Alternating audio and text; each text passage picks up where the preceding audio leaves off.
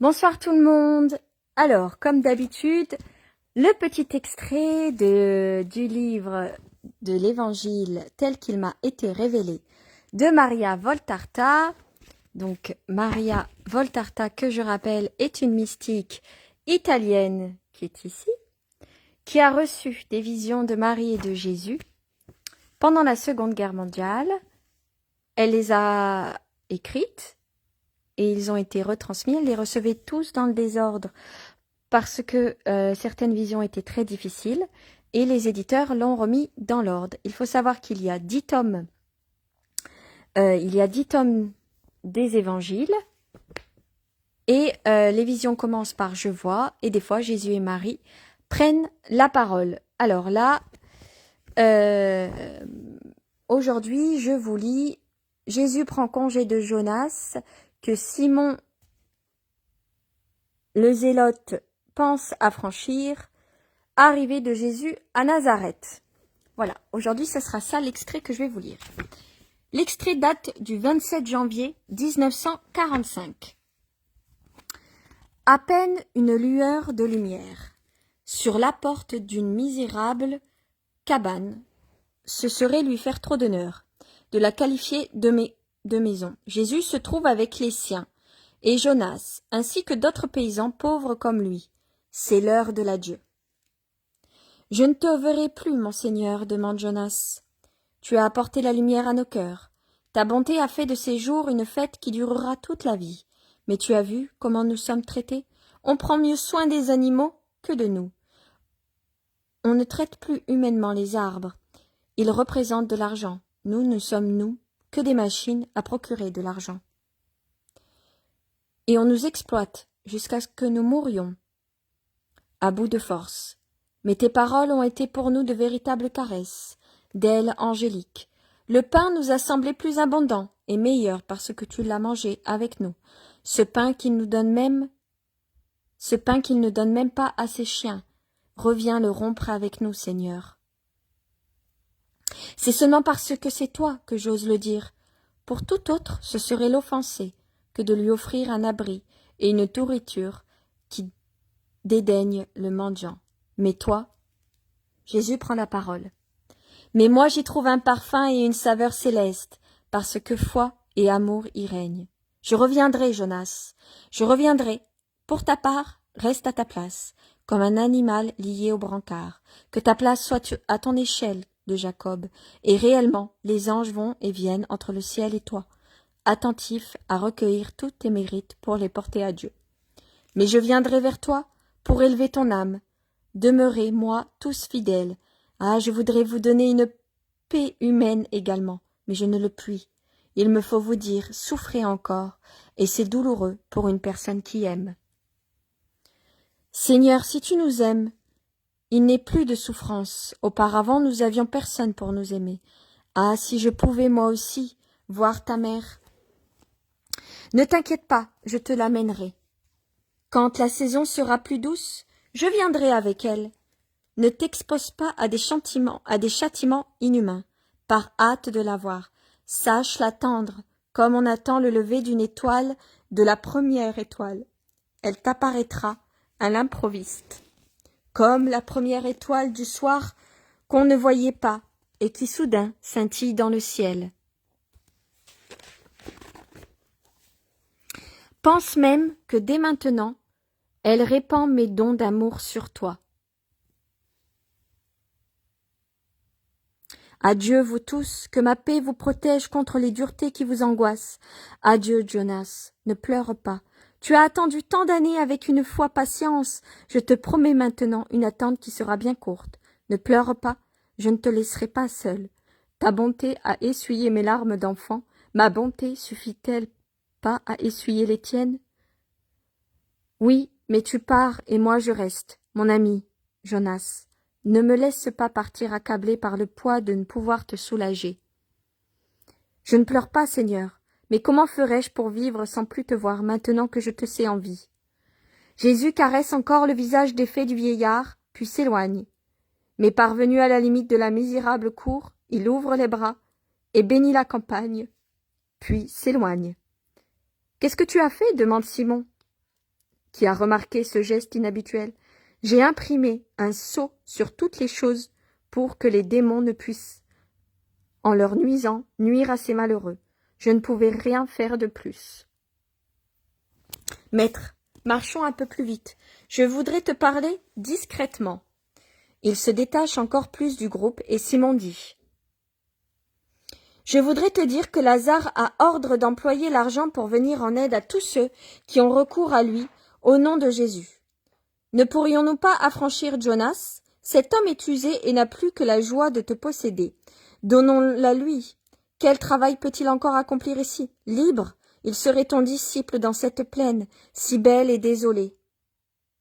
Les hommes les plus riches d'Israël possèdent ici des terres excellentes et les exploitent avec usure cruelle, exigeant de leurs travailleurs 100 pour 1. Je le sais depuis des années. Il te sera difficile de séjourner beaucoup ici, car la secte des pharisiens y règne en maître et je ne crois pas qu'elle te sera jamais amie. Ces travailleurs opprimés et sans lumière comptent parmi les plus malheureux en Israël. Tu l'as entendu, même pour la Pâque, on ne les laisse pas prier en paix, pendant que leur dur patron se place en premier rang des fidèles avec de grands gestes et des mises en scène. Ils auront au moins la joie de savoir que tu es ici, d'entendre répéter tes paroles par quelqu'un qui n'en changera pas d'un iota. Si c'est ton avis, maître, donne les ordres et Lazare le fera. Jésus prend la parole. Simon, j'avais compris pourquoi tu t'es dépouillé de tout.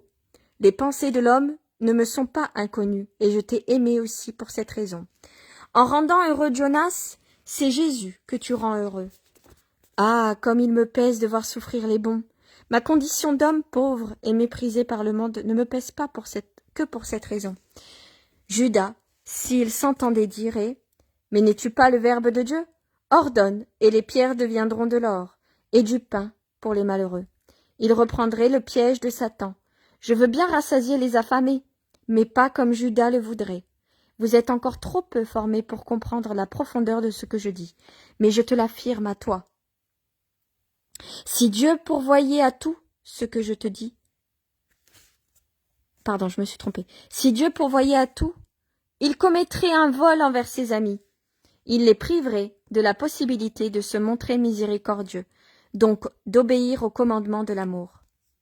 Mes amis doivent avoir cette marque de Dieu qui leur soit commune avec lui, la sainte miséricorde qui se manifeste en actes et en paroles. Or les malheureurs d'autrui fournissent à mes amis la manière de l'exercer. As-tu compris cette pensée? En fait, le fait que les gens soient malheureux, ça veut dire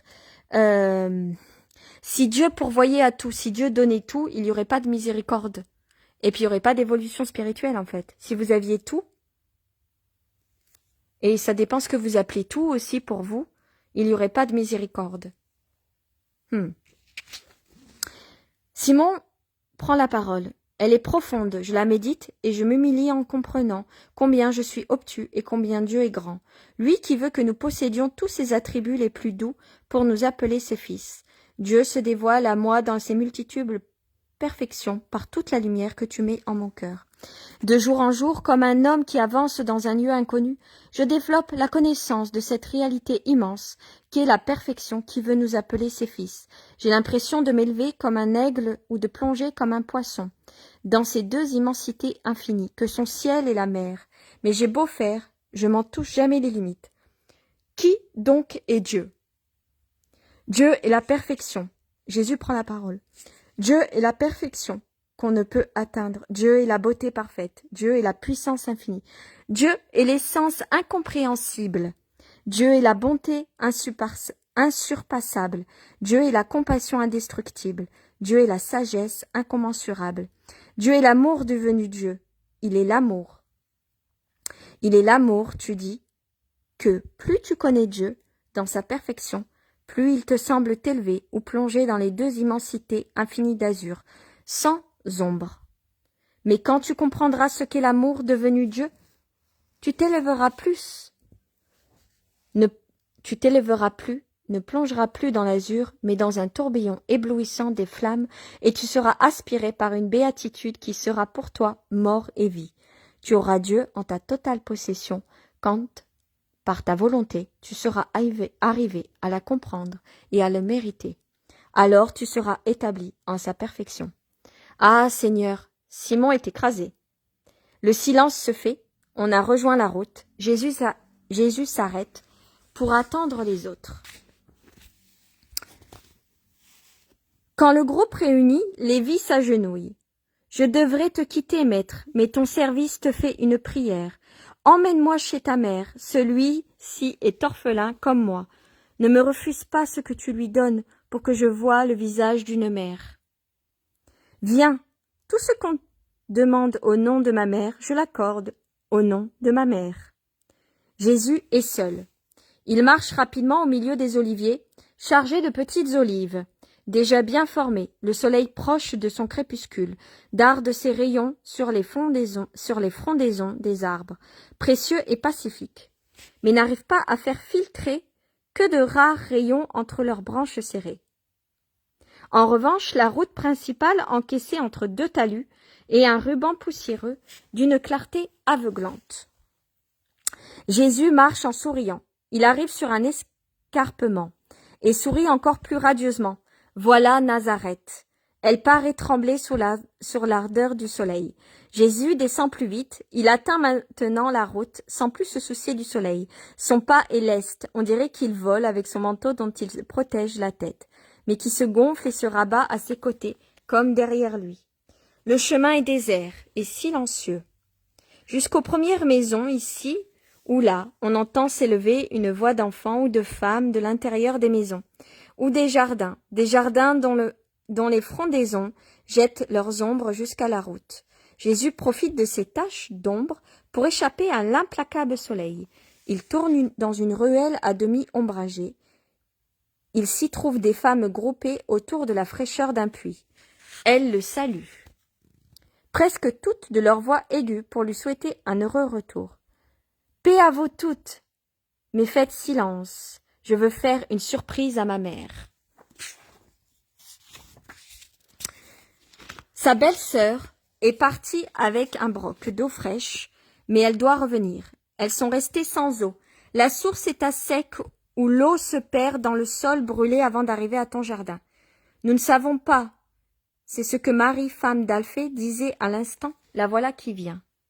La mère de Jude et de Jacques arrive. Jude et Jacques, donc Saint Jude de Thaddée, avocat des causes désespérées, Jude et Jacques sont les cousins de Jésus. Donc Jude et Jacques sont les fils de Marie. Marie, elle est la femme d'Alphée, et Alphée était le frère de Saint Joseph. Je ne sais pas si vous avez suivi. Saint Joseph avait un frère qui s'appelait Alphée.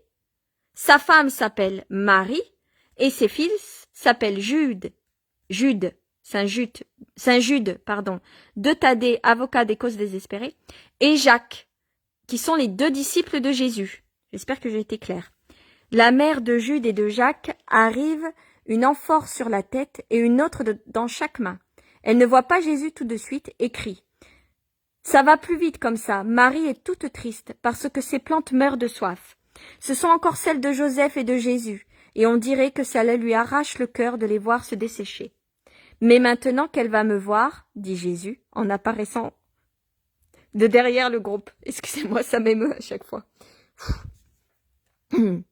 Mais maintenant qu'elle va me voir, ô mon Jésus béni, je vais lui annoncer. Non, j'y vais moi-même. Donne-moi les amphores.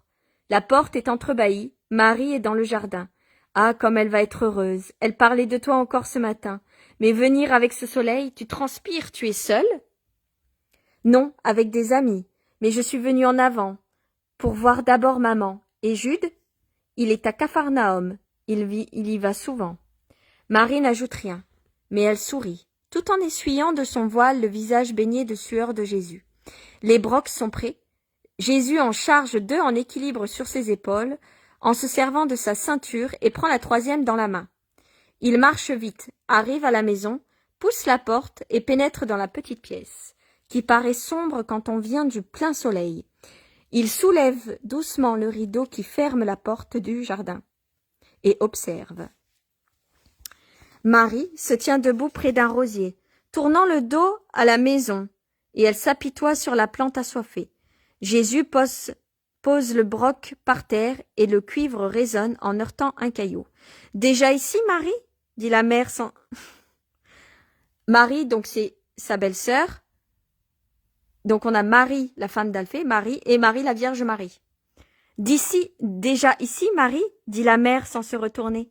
« Viens, viens, regarde ce rosier et ces pauvres lys. Ils vont tous mourir, et si on ne les secourt pas, apporte aussi des tuteurs pour redresser cette tige qui tombe. Je t'apporte tout, maman. » Marie sursaute, se retourne, reste une seconde tranquille, puis avec un cri, elle court en tendant les bras vers son fils, qui déjà a ouvert les siens et l'attend avec un sourire plein d'amour. « Oh, mon fils, maman chérie, leurs effusions sont longues et douces, et Marie est si heureuse qu'elle ne s'aperçoit pas que Jésus est toute moite, et quand elle le remarque, « Pourquoi, mon fils, venir à une heure pareille ? Tu es cramoisi et tu dégoulines de sueur comme une éponge. Viens, viens, à l'intérieur que ta maman t'essuie et te rafraîchisse. Je t'apporte tout de suite un habit neuf et des sandales propres. Mais mon fils, pourquoi voyager par ce soleil? Les plantes meurent de chaleur, et toi, ma fleur, tu es sur toutes les routes. » C'est trop beau, mais c'est surtout quand elle dit mon fils, vous savez, c'est les juifs, comment ils disent là, mon fils, et elle fait pareil. Jésus prend la parole. Pour arriver plus vite chez toi, maman. Oh, mon fils chéri, tu as soif? Oui, bien sûr, je vais te préparer. Soif de tes baisers, maman, de tes caresses. Laisse-moi rester ainsi, la tête sur ton épaule comme quand j'étais tout petit. Oh, maman, comme tu me manques. Mais dis-moi de venir, mon fils, et je viendrai. Qu'est-ce qui t'a manqué pendant mon absence? Un plat que tu aimes particulièrement, des vêtements frais, un lit bien fait? Ah, dis-moi, ma joie, ce qui t'a manqué. Ta servante, ô mon Seigneur, essaiera d'y pourvoir. Rien d'autre que toi. Jésus, qui est rentré, tenu par la main par sa mère, s'est assis sur le coffre près du mur. En face se tient Marie, qui l'entoure de ses bras, appuyant la tête contre son cœur et l'embrassant de temps à autre, puis la regarde fixement. « Laisse-moi te regarder, que ma vue se remplisse de toi, ma sainte maman. » D'abord le vêtement. Il ne faut pas rester ainsi trempé de sueur. Viens. Jésus obéit. Quand il revient avec des vêtements frais, leur doux colloque reprend. Je suis venu avec les disciples et des amis. Je les ai quittés dans le bois de Melka. Ils viendront demain à l'aurore. Moi, je ne pouvais plus attendre ma maman. Il lui baise les mains. Marie, femme d'Alphée, s'est retirée pour nous laisser seuls. Elle aussi a compris quelle soif j'avais de toi. Demain tu appartiendras à mes amis et moi aux Nazaréens. Mais ce soir, tu es pour moi. L'ami est pareillement, je suis à toi. Je t'ai amené, ô maman. J'ai retrouvé les bergers de Bethléem. Et je t'ai amené deux d'entre eux. Ils sont orphelins, et tu es la mère. Pour tous, et encore plus des orphelins. Je t'ai aussi amené quelqu'un qui a besoin de toi pour se dominer lui-même. Là, elle doit parler de Judas. Et un autre qui est injuste et qui a pleuré. Et puis Jean, je t'apporte le souvenir d'Élie, d'Isaac, de Tobie, maintenant de Matthias, de Jean et de Siméon. Jonas est le plus malheureux, je te conduirai à lui. Je lui ai promis. Les autres, il me faut encore les chercher. Samuel et Joseph reposent dans la paix de Dieu. Tu es allé à Bethléem? Oui, maman, j'y ai amené les disciples que j'avais avec moi, et je t'en ai apporté ces petites fleurs qui ont poussé entre les pierres du seuil. Oh! Marie prend les tiges séchées et les embrasse. Et Anne, elle a péri dans le massacre d'Hérode. La pauvre, elle t'aimait tant. Les habitants de Bethléem ont beaucoup souffert et n'ont pas été justes avec les bergers. Mais ils ont beaucoup souffert. Mais s'ils s'étaient montrés bons avec toi à l'époque, oui, et il faut les plaindre pour cette raison. Satan est envieux de leur bonté et les excite au mal. Je suis aussi allé à Hébron, les bergers persécutés. À ce point? Oui, ils furent aidés par Zacharie et par lui eurent les patrons et du pain. même si ses patrons étaient des hommes durs, mais ce sont des âmes de justes. Ils se sont servis de leurs persécutions et leurs blessures pour grandir en sainteté. Je les ai réunis. J'ai guéri Isaac, et j'ai donné mon nom à un bébé, à Utah, aux habitants où habitait Isaac, malade, où il est revenu à la vie. Il y a maintenant un groupe innocent dont les noms sont Marie, Joseph et Jésaïe. Oh, ton nom! Et puis le tien et celui du juste. Et à Kérioth, le village d'origine d'un disciple, un fidèle israélite est mort sur mon cœur, de la joie de ma présence. Et puis, ah, que de choses j'ai à te raconter, ma parfaite amie, ma douce mère. Mais pour commencer, je te prie d'avoir une grande pitié pour ceux qui viendront demain. Écoute, ils m'aiment, mais ils ne sont pas parfaits. Toi qui es maîtresse de vertu, ah, mère, aide-moi à les rendre bons. Je voudrais les sauver tous. Jésus s'est laissé glisser aux pieds de Marie, et elle apparaît maintenant dans sa majesté de mère. Mon fils, que veux-tu que ta pauvre mère fasse plus que toi? Les sanctifier. Ta vertu sanctifie. Je te les ai amenés exprès, maman. Un jour, je te dirai. Viens, parce qu'alors il sera urgent de sanctifier les âmes pour que je puisse trouver en elles la volonté de rédemption. Et tout seul, je ne le pourrai pas. Ton silence sera actif, comme ma parole. Ta pureté viendra en aide à ma puissance. Ta présence éloignera Satan, et ton fils, maman, trouvera de la force à te savoir toute proche. Tu viendras, n'est-ce pas, ma douce mère? Jésus, mon cher fils, je ne te sens pas heureux. Qu'as-tu, créature de mon cœur?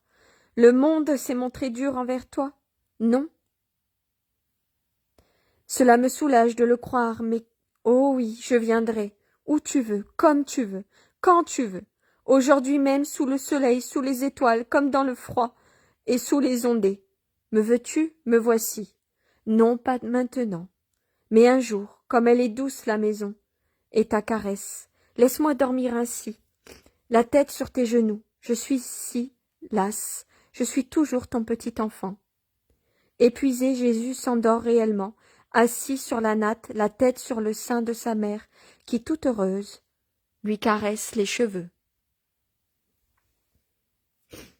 Ça m'a touché cet épisode où Jésus retrouve sa mère. Voilà, je vous ai lu l'épisode de l'Évangile tel qu'il m'a été révélé. Bien sûr, vous pouvez les lire vous-même. Je vous souhaite une bonne soirée. Je peux pas faire mieux que vous dire que la paix du Christ, de Jésus et de Marie, et qu'il vous bénisse. Je vous dis à demain à 15h pour les chapelets, pour ceux qui font les chapelets et les neuvaines avec moi. Bisous, bonne soirée.